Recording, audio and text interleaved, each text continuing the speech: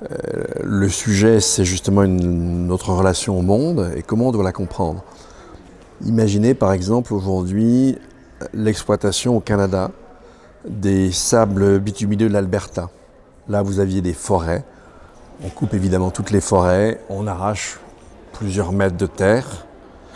Et puis, une fois que l'exploitation est finie, on brûle carrément le sol. Vous avez une immense étendue avec de l'eau souillée, des résidus de pétrole, un paysage lunaire. Et on fait ça pour de l'argent et pour une forme d'énergie alors qu'on peut en avoir d'autres. Comment se fait-il qu'on est capable de ça ? Et ça, en fait, c'est précisément, si vous voulez, le type de relation au monde qu'on a construit en Occident. C'est un des sens de ce que j'appelle la spiritualité. C'est-à-dire ce type de relation au monde dont on n'a pas décidé, qui évolue, qui s'impose, qui nous emporte et qui fait qu'on noue une certaine forme de relation à la nature. A-t-on un espoir de voir un jour cette relation au monde mortifère et qui pourrait nous entraîner dans la ruine et qui est en train de le faire ?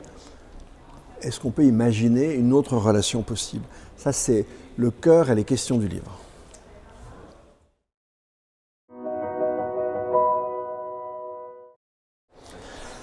Alors, l'Anthropocène a deux sens.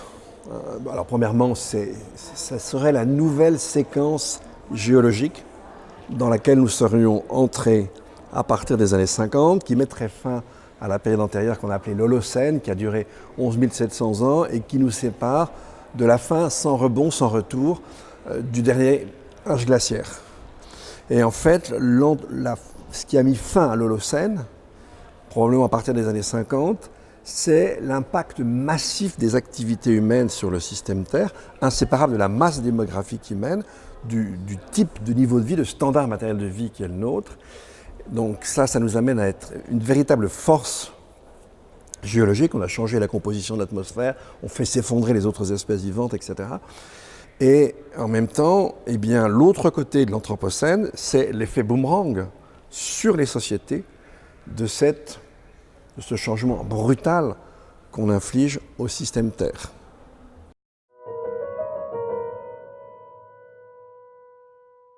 Ce que je mets en avant dans le livre, c'est qu'il y a deux sens du mot spiritualité. On vient d'en voir un, c'est celui qui renvoie au style de relation qu'on noue avec la nature, qui est quelque chose qui change sur le long cours.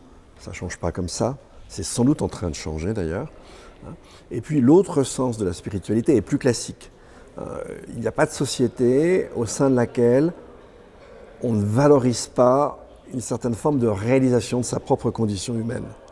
Et c'est extrêmement variable d'une société à l'autre. Et aujourd'hui, notre spiritualité, c'est une spiritualité de consommation et de consommation.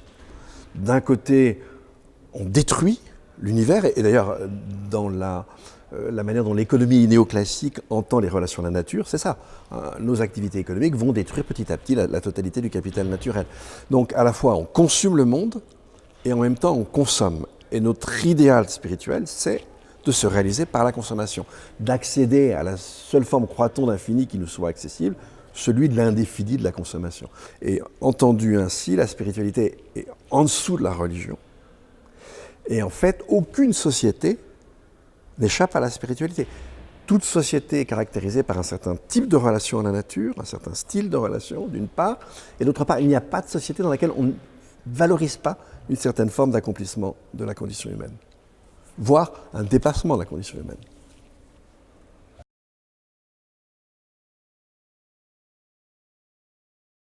Concernant les relations de nos sociétés à la nature, je suis parti de deux lignes de force de nos sociétés, qui est l'une, le développement de techniques au sens très classique, avec le machinisme, où on extériorise les capacités cinétiques du corps humain, et puis une autre veine, là cette fois-ci on va extérioriser nos capacités mentales. Ça commence, alors je montre que ça commence avec l'alphabet, même sans doute avant, mais ça devient plus spectaculaire avec la machine à calculer, avec aujourd'hui l'informatique, l'internet, etc. Et en fait, dans les deux cas, ces deux veines de ce process qui n'est pas commun aux êtres humains, mais que les êtres humains ont développé plus que les autres espèces, qui s'appelle l'exosomatisation. C'est-à-dire le fait de se développer soi-même en passant par le détour de dispositifs matériels. Et en fait, ce qui caractérise notre société et les relations à l'environnement, c'est qu'on a une espèce d'explosion, de développement cancéreux de ces deux veines d'exosomatisation. Et c'est les deux qui nous mènent à une crise énorme, qui est à la fois une crise environnementale, crise avec l'intelligence artificielle par rapport au travail, par rapport à l'organisation de la société, voire par rapport à l'humanité en général.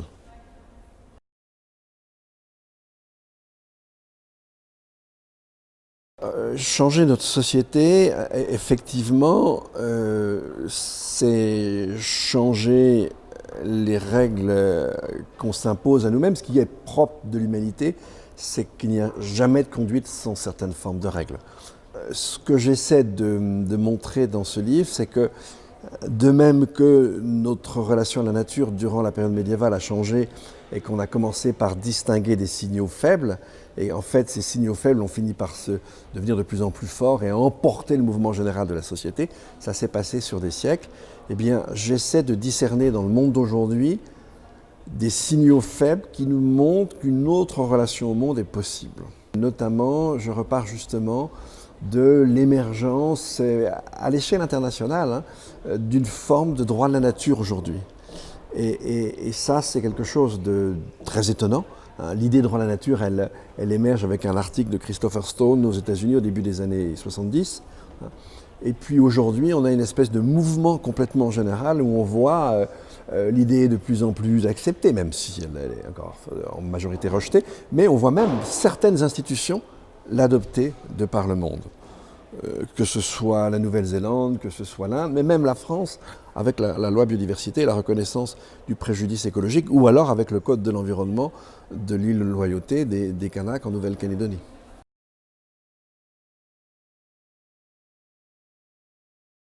Alors, qu'est-ce qu'on peut faire ? Eh bien, il y a plein de choses à faire, les gens le savent, à l'échelle individuelle, manger moins de viande, etc., baisser son standard matériel. Et le livre se termine justement sur la question de la vie simple, telle que Bergson, par exemple, l'envisageait. Donc, si on est dans le faire, eh bien, c'est cette orientation vers une vie plus simple qu'il s'agit de faire, mais en même temps, on voit bien que ça... c'est maillé avec des aspects beaucoup plus importants. Je parlais des droits de la nature, ça peut être une question de relation entre science et technique, une nette différence entre les deux. C'est beaucoup de choses.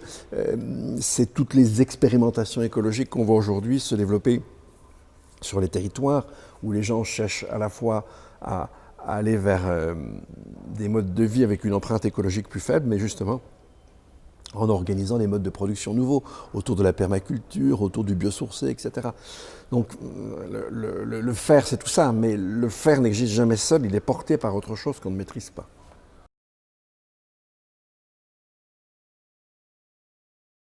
Je pars de deux choses. D'une part, les butées, les impasses dans lesquelles on s'enfonce. C'est-à-dire les problèmes environnementaux d'aujourd'hui, le climat, on l'a vu tout à l'heure, j'ai donné ces petits exemples sur les catastrophes naturelles. Ça y est, on est en train de passer à la vitesse supérieure. Est-ce qu'on ne sentait pas? On va commencer à le sentir. L'effondrement des populations vivantes, des vertébrés sauvages, des invertébrés avec les insectes volants, etc.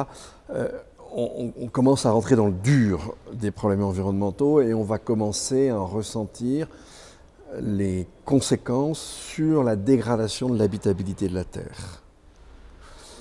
Et je pense que plus on va les ressentir, évidemment, ça va accélérer, ça va renforcer ces signaux faibles dont je parlais tout à l'heure.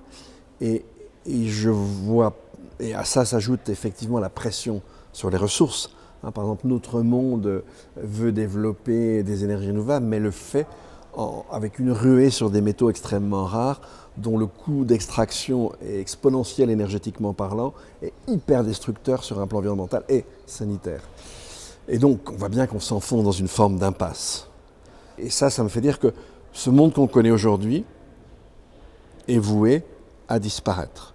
Et à partir de là, j'essaie de voir, encore une fois, ces signaux faibles qui nous permettent d'imaginer un monde différent, effectivement, qui va revenir sur la déspiritualisation au sens paradoxal, puisque je vous ai dit, la spiritualité c'est une fonction, mais on a détourné en quelque sorte ces deux fonctions.